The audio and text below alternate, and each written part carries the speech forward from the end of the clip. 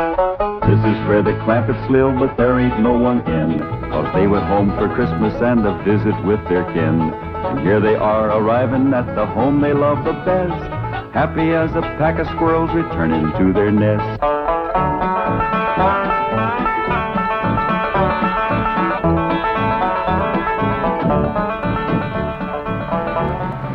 Hi, Thunder Granny, the old place ain't changed a bit. Pretty as ever. Prettier with the snow. Excuse me, Pa, but I got some friends to say howdy to. Yes, sir. They just don't make houses like this no more. Sure don't make them in Beverly Hills. I'll go get the bags, Uncle Jed. Reckon they just can't get wood like this. My grandpa chopped down the trees and built this all by hand. You say your grandfather built this cabin? He sure did. Oh, he must have been a remarkable man. He sure was. He finished the cabin in the morning, went to town, found a girl, courted her, married her, and carried her across that doorstep all before sundown. Tell me, Granny, was that 18 and 97 or 18 and 98? 18 and 98. Yeah, that's right. She was 18 and Grandpa was 98.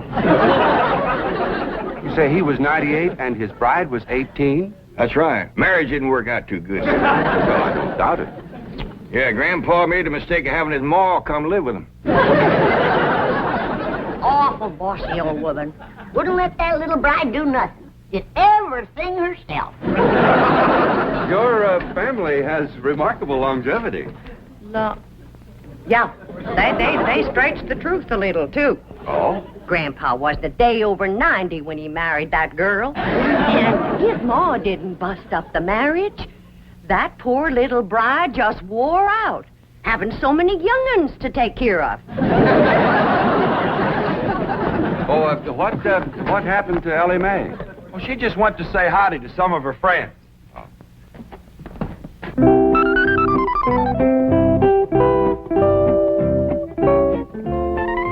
Maggie? Maggie, it's me, Ellie Mae. I come back to visit you. Ooh. Not you, Henry. Ooh. Right now I'm looking for Maggie. Have you seen her? You're supposed to be so doggone wise. Where is she? Ooh. Well, Davy Crockett. Say, you're looking bushy as ever. What's the matter? What you scared of? Don't you remember me? Please, Davy, don't run away. Oh, howdy, Mr. Beaver. It's me, Ellie. What you kicking snow at me for? Oh, please, Mr. Beaver, come back. Hi, Mr. Foxy. It's me, Ellie. Come back. Clampett, I certainly appreciate your letting me use your cabin as a field headquarters. I've got a few things in the bedroom. I'll get them out. No need for you to do that, Mr. Brewster. We're just going to be here a couple of days. Granny and Ellie can use the bedroom, and you and me can kind of curl up here in front of the fire. That's mighty kind of you, Mr. Clampett. But I'll find a place to stay in town. Well, no need for you to drive all that way through the snow. Why, you're here, you're by the oil field, and Granny cooks up a big meal that really sticks to your ribs. What you cooking tomorrow, Granny? My special Christmas holiday victuals. We'll start with red cabbage and green turnip tops, swimming with sorghum. Then what I call my heavenly hash. That's grits and chitlins, possum belly, hog jowls, and catfish. All minced together and simmered in gopher gravy. Folks talking. Now there's victuals you won't forget in a hurry. I'll try. What do you say, Mr. Brewster? Roars too hard, we'll get some pine boughs and ashes for you to sleep on. Well, I think I'll go into town. Thank you very much. Excuse me. What's the matter with you two asking him to stay here? You want me to be a widow all my life? I was going to offer him my spare room. You ain't got no spare room, Pearl. I have if Jethro stays here. If Mr. Brewster stays with you and Jethrine, won't people talk? I hope so. Jed can insist on him marrying me. And I'm going to get him. Now's my chance. Exactly hold with making a man get married unless he wants to. He wants to? Why, that man's so in love with me he can't eat. Yeah, but are you in love with him, Pearl? Oh, Jed, when I'm near him, I feel like my feet is dangling in a creek and the minnows is biting at my toes. That's what you call really being in love. Help her, Jed. Mrs. Bodine, if you'd like a ride into town, I can drop you off on my way to the hotel. Hotel? Why, you can't stay there. Oh, no, sirree. You sure can't. Why not? Why not, Jed? Why not, Pearl? Why not? There's a convention there. Yeah. Every room in that hotel is full up. You're packed in there like kraut in a jar. What kind of convention? Elks convention. That hotel is bulging with elks. Oh, well, perhaps I can find a room in a boarding house. You know anybody got a spare room, Granny? No, I don't. Do you, Jed? Well, I see now. Only spare room I know of around here is over to your house, Pearl. Why, land to mercy, I plumb forgot. Yes, my spare room. What spare room, Ma? We ain't got it. Ow! Pearl, why don't you run out and fetch some wood? I just brought some wood in. What spare room, Ma? We ain't got no spare. Ow! You just run along outside and get the kinks out of that leg. I ain't got no kinks in my leg. It's just that Ma just keeps... Ow! Son, if you're going to play hopscotch, you go outside. House ain't for playing games. But I ain't playing games. Then go chop me some wood. I just chopped some wood. Chop her some green wood. She wants to smoke a possum. Now give her. I just chopped some wood and I put it right there. I just put it right over there in the corner. Now, you come to my house, Mr. Brewster. The spare room is yours. Well, all right. If it's not... Why should I sleep here on the floor? I got a room... Ow! He's given to seizures in the leg, ain't he, Granny? I'll have him rub it with some hot possum grease tonight. Yeah, well, let's get going. Aunt Pearl, would you do me a big favor? Well, of course, Daddy May. What is it? Would you take this here fur coat? Your mink? For keeps? I sure would appreciate it. It makes my friends in the woods kind of skittish. They must reckon I'll be wearing them next. Well, I don't rightly know if I Go should... ahead and take it, Pearl. That is, if you don't mind, it's been the war once or twice before. Oh, not at all. I tell you what. I'll put it in one of my hope chests, and I'll wear it on my honeymoon. Say, Mr. Clampett, isn't that an awful big tree that Jethro's chopping down? Yeah, he's notching it on the wrong side, too. Hey, Jethro, quit notching that tree on this side. It's liable to fall right down on the... Look out,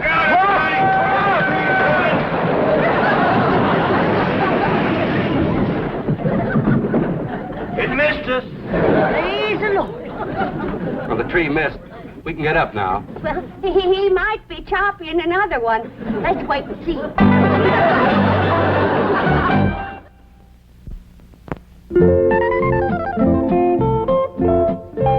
Maggie? Me, Ellie.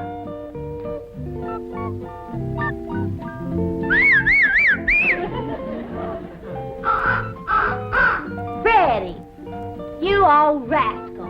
I know you've seen Maggie. You'll go and get her for me. I'll give you something shiny. What would you like? How about this? Okay? There. Go find Maggie. Smelly. Hi there, Smelly. It's me, Ellie. It's a good thing you didn't see me in that mink coat. You might have got riled at me. It's one friend I don't want riled. It's you. Maggie, I knew Freddie would find you.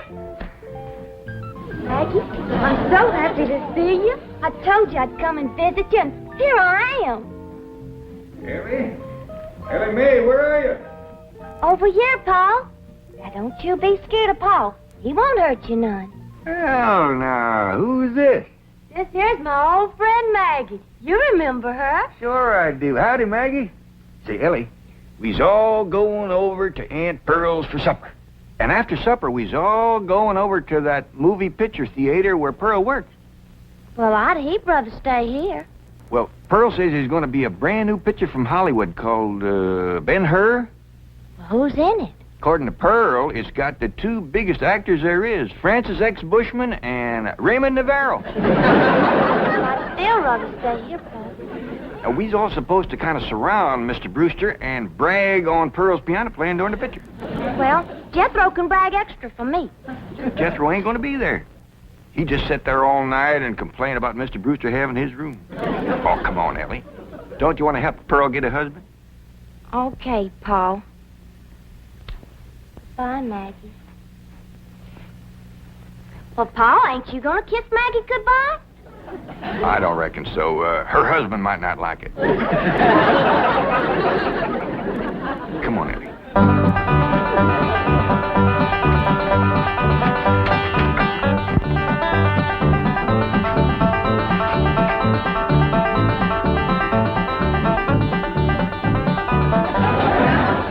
Come on, everybody. Well, doggy. Jethrine, it's a picture of your ma. Yeah, it says, in person, Pearl Bodine, Wizard of the Keyboard. That means Piany. Hey, your name is as big as Ben-Hur's. I begged the manager not to put that up, but he says it's a drawing card. My playing during the picture. During the picture, don't you have sound? Loads of it. Between the people crunching popcorn and crying and reading the titles out loud, you got plenty of sound. Now, everybody go on in and sit down. You're all on complimentary passes. Now, I gotta pop some corn and sell tickets before I come in and play the overture. Mr. Brewster, did you ever in all your born days see a woman who could do more things than my cousin Pearl? She can cook, sew, keep house, play piano, and no wonder the men around here are just beating her door down to propose. But Pearl's choicey. She's waiting for the right man.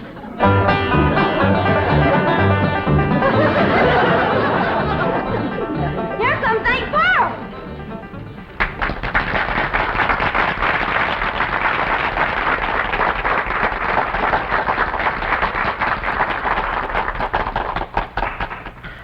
Ladies and gentlemen, before our big premiere gets underway, I know you'll want to meet the celebrities in our audience tonight. Now, sitting right here in the front row from Tulsa, Oklahoma, is the field manager of the OK Oil Company, bought my cousin Jed Swamp, Mr. John Brewster.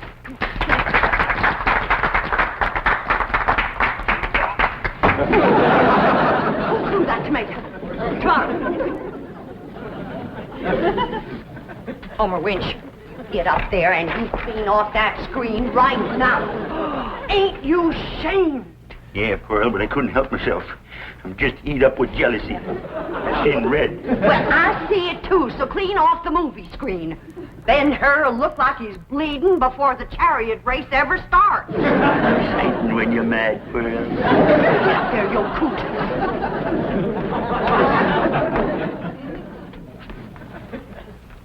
And now, folks, you're going to meet a real live millionaire and his family all the way from Beverly Hills, California. Your friends and my kinfolk, the Clampets.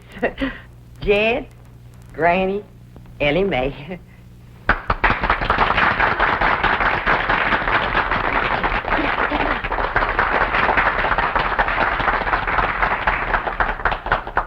Folks, mighty nice to be back here with you again, and you all invited to come visit us in Beverly Hills. Got plenty of room, and Granny will wamp up a mess of heavenly hash for you. Jed, can I show him my mink coat?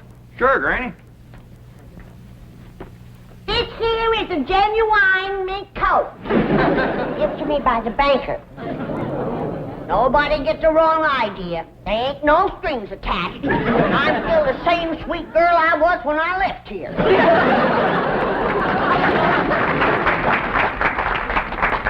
And now, folks, I got a real big surprise for you.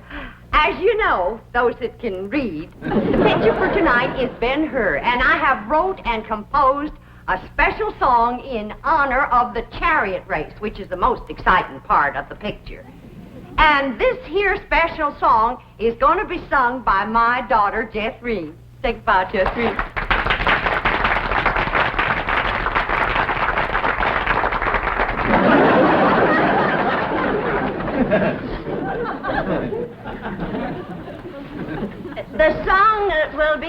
in its entirety during the chariot race, and you can all join in the chorus.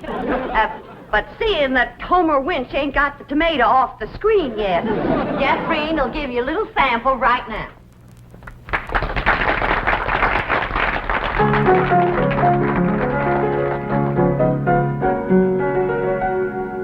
A mighty long time ago, couple of thousand years, in a town named Rome, which is far away from here, a feller named Ben-Hur lived and went to school, and that young feller was a chariot driving fool.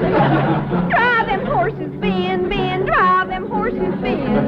Drive them horses fast, Ben, drive them for to win. Don't let that other rascal get ahead of you, or he'll win the race, and that'll never do.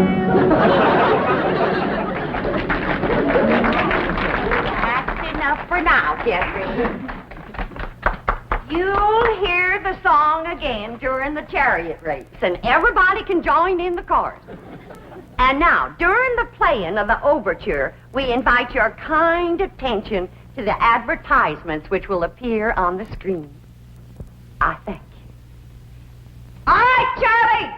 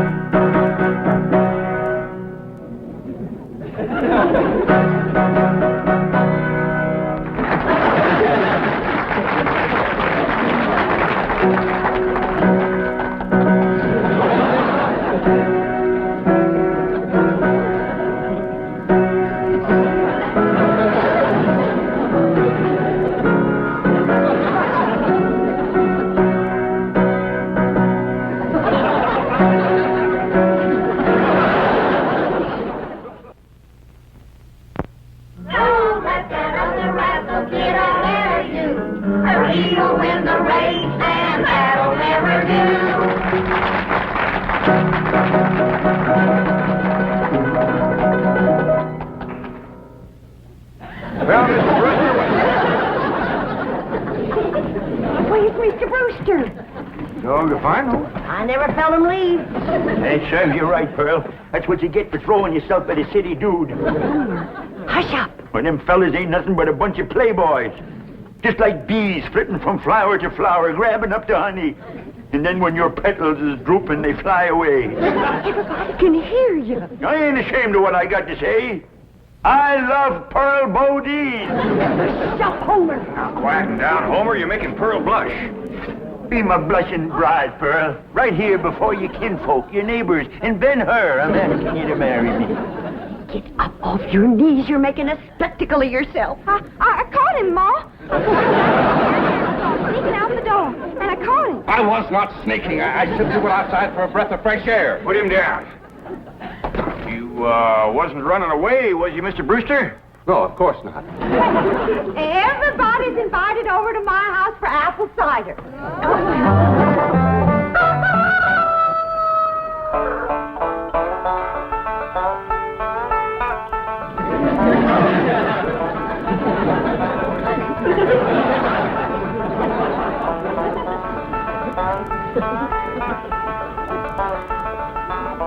Ted, wake up. Ted, you too, Jethro. Come on now. Get out from underfoot, both of you. Hey, we was up late last night. Yeah, Granny, we want to sleep. It ain't what you want that makes you fat, it's what you get. Getting up off that floor.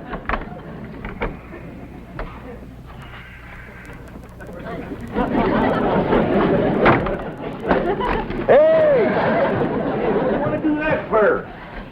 Yeah, that's cold. Now, when I say get, you get. Floor is cold and hard. You're getting soft from city life. Now get dressed, and get washed, and get packed. Packed! You heard what I said. I ain't gonna spend another night in this place. Not with that wild daughter of yourn. I didn't sleep a wink. Appears to me like you're getting a mite soft from city living, too. Time was when you never minded sharing a bed with Ellie Mae. I still don't mind sharing a bed with Ellie Mae. But I draw the line when it comes to sharing with them others. What others? Well, there was an owl, and a squirrel, a crow, and a fox, a possum, and a skunk, and a porcupine. Well, I'll go in and speak to Ellie Mae. I wouldn't go in there if I were you unless you want them flannels took right off you. What are you talking about? You know where my mink coat is right now? Where? In the top of a tree, full of baby eagles. Their mama and me fought for nigh on to 10 minutes for that coat. But with them claws on her, she could get a better purchase on it. Right out the window. You been at your rheumatism medicine. I ain't about to swallow no story about Uncle an Sam, Granny, a great big old eagle just snatched the hat right off my head. See what I told you? When a mama eagle wants to keep her babies warm, she'll grab anything. Somebody better help Ellie Mae hang on to her blankets, because that rascal just flew in her window. Frida, you hadn't ought to took Jethro's hat. Never mind about Jethro's hat. Ask her to bring back Granny's mink coat. Only if she wants to, of course. Frida, you bring back Granny's mink coat. And if she's took any suitcases, see if you can get them back, too. We's packing up. Sit down. Oh, excuse me.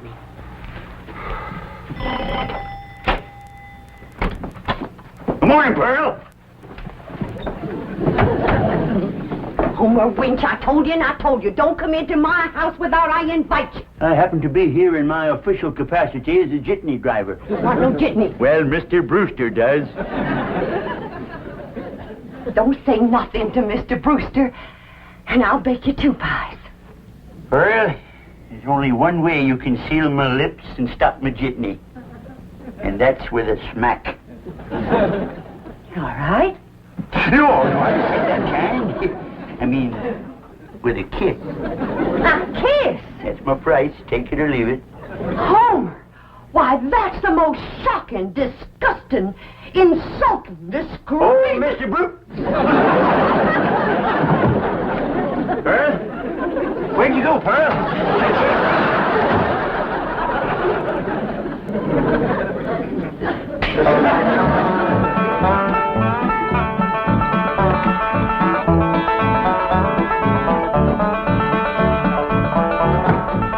Ma's coming, and boy, is she a driver. She must have heard we was leaving.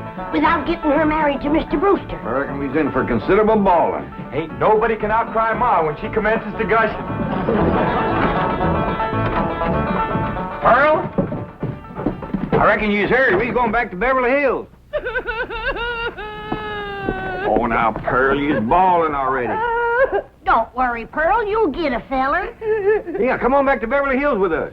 I can't. All right, Pearl, all right. I can't fight a woman's tears. We'll stay here until you marry Mr. Brewster. Yeah, Ma, and I'll be your best man. And you can wear that beautiful mink coat on your honeymoon. Pearl, what are you crying about now? The mink coat.